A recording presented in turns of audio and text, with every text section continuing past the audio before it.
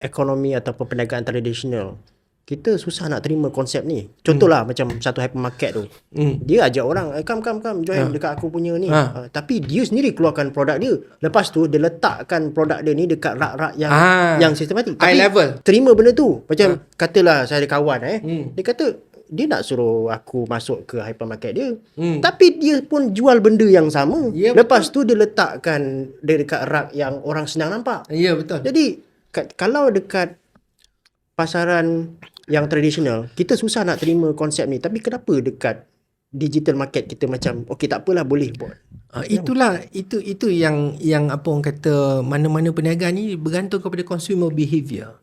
So jadi yang kebanyakan kelebihan yang apa orang kata tu, mobile operating system ke apa ke, e-commerce platform owners ke apa ke, mereka punya data.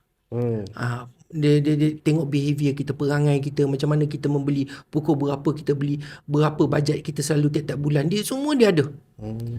Mana kita duduk dan sebagainya, ya.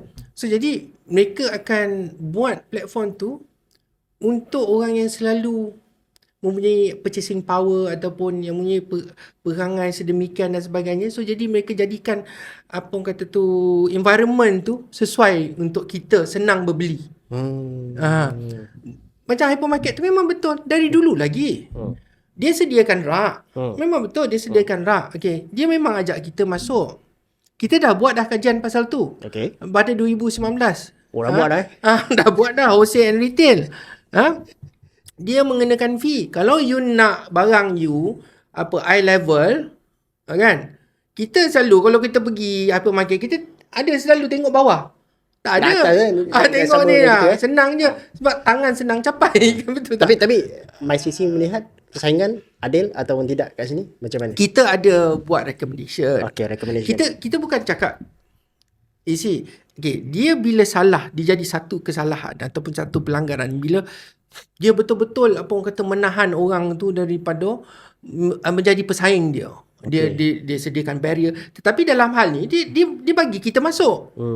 Dalam dia punya platform, dalam dia punya kedai dan sebagainya. E-kedai ke dan sebagainya kan.